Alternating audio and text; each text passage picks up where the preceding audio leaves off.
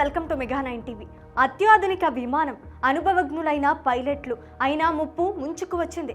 అధికారం, హోదా, ప్రజాబలం ఏదీ విధిని ఆపలేదని నిరూపించింది. గగన మార్గాన సాగిన ప్రయాణం గమ్యం చేరకుండానే ముగిసిపోయి విషాదాన్ని మిగిల్చింది.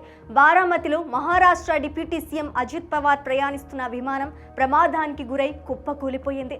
ప్రయాణించిన విమానం కుప్పకూలిపోవటానికి అసలు కారణం ఏంటి? కేవలం వాతావరణమే కారణమా? ఇంజిన్లో సాంకేతిక లోపమా? లేక పైలట్ తప్పిదమా? ల్యాండింగ్కు ముందు ఆ చివరి 3 నిమిషాల్లో ఏం జరిగింది? విమాన ప్రమాదంపై రాజకీయ నాయకులు వ్యక్తం చేస్తున్న అనుమానాలు ఏంటి?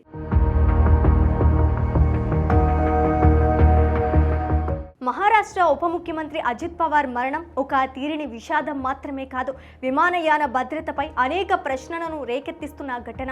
ఆయన ప్రయాణించిన లియర్ జెట్ 45XR అత్యంత సురక్షితమైన విమానాల్లో ఒకటి.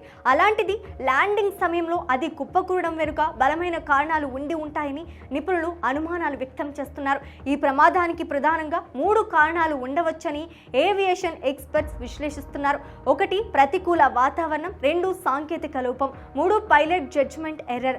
అసలు బారామతిలో ఆ సమయంలో వాతావరణం ఎలా ఉంది? విమానంలో ఎలాంటి టెక్నికల్ సమస్యలు తలెత్తే అవకాశం ఉంది? నిపుణులు ఏం చెప్తున్నారు?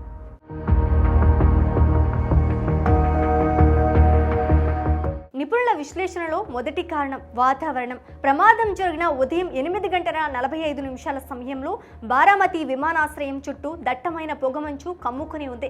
సాధారణంగా విమానం ల్యాండ్ అవ్వాలంటే రన్వే స్పష్టంగా కనిపించాలి, కానీ ఆ సమయంలో విజిబిలిటీ చాలా తక్కువగా ఉందని, దీనివల్ల పైలట్ రన్వేను సరిగ్గా అంచనా వేయలేకపోయి ఉంటారని నిపుణులు అంటున్నారు. మరొక కీలక అంశం విండ్ షియర్. ల్యాండింగ్ సమయంలో గాలి వేగంలో లేదా దిశలో అకస్మాత్తుగా మార్పులు వస్తే చిన్న విమానాలు అదుపు తప్పుతాయి. బారామతిలో ఆ సమయంలో క్రాష్ విండ్స్ వీస్తున్నాయని, అందుకే విమానం రన్వేపై నుంచి పక్కకు జరిగిపోయి ఉంటుందని భావిస్తున్నారు.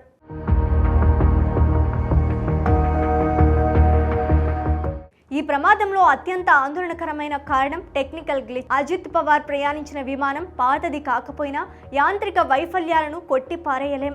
విమానం కిందకు దిగేటప్పుడు చక్రాలు సరిగ్గా లాక్ అవ్వకపోయినా లేదా బ్రేకులు ఫెయిల్ అయినా విమానం రన్వేపై స్కిడ్ అవుతోంది. ప్రమాద స్థలంలో టైర్ మార్కులను బట్టి చూస్తే విమానం బ్రేకులు వేయటానికి ప్రయత్నించినట్లు తెలుస్తోందని కొందరు నిపుణులు అంటున్నారు. విమానాన్ని నియంత్రించే హైడ్రాలిక్ వ్యవస్థలో లోపం తలెత్తితే పైలట్ ఎంత ప్రయత్నించినా విమానం మాట వినదు. ఇది విమానాన్ని అదుపు తప్పి గోడను ఢీకొట్టేలా చేసి ఉండవచ్చని అంటున్నారు.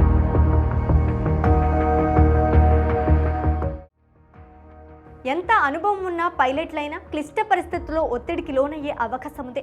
వాతావరణం బాగోలేనప్పుడు ల్యాండింగ్కు ప్రయత్నించడమా లేక గో అరౌండ్ చేయడమా అనే నిర్ణయం తీసుకోవడంలో సెకండ్ల ఆలస్యం కూడా ప్రమాదానికి దారితీస్తుంది. పొగమంచులో ఉన్నప్పుడు పైలట్కు భూమి ఎక్కడుందో ఆకాశం ఎక్కడుందో తెలియని గందరగోళం ఏర్పడవచ్చు. దీన్నే స్పేషియల్ డిసోరియంటేషన్ అంటారు. దీనివల్ల విమానం ఎత్తును తప్పుగా అంచనా వేసి ఉండవచ్చని ఏవియేషన్ ఎక్స్పర్ట్స్ అభిప్రాయపడుతున్నారు. అసలు ఏం జరిగింది అనేది ఖచ్చితంగా తెలియాలంటే బ్లాక్ బాక్స్ ఒక్కటే ఆధారం. చివరి నిమిషాల్లో పైలట్లు ఏం మాట్లాడుకున్నారు?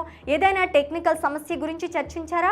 ఏటీసీ వార్నింగ్ ఇచ్చిందా అనే విషయాలు ఇందులో రికార్డులు అయ్యి ఉంటాయి. విమానం వేగం, ఎత్తు, ఇంజిన్ పనితీరు వంటి సాంకేతిక వివరాలు ఇందులో ఉంటాయి. ప్రస్తుతం DGCA బృందం ఈ బ్లాక్ బాక్స్ ను విశ్లేషిస్తోంది. 1-2 రోజుల్లో ప్రాథమిక నివేదిక వచ్చే అవకాశం ఉంది. కారణం ఏదైనా మహారాష్ట్ర ఒక గొప్ప నాయకుడిని కోల్పోయింది. వాతావరణం, టెక్నికల్ సమస్య, మానవ తప్పిదం, ఈ మూడింటిలో ఏది విలన్గా మారి అజిత్ పవార్ ప్రాణాలు తీసిందో దర్యాప్తులో తేలాలి. కానీ ఈ ప్రమాదం విమానయాన భద్రతపై మరోసారి హెచ్చరిక గంటలు మోగించింది.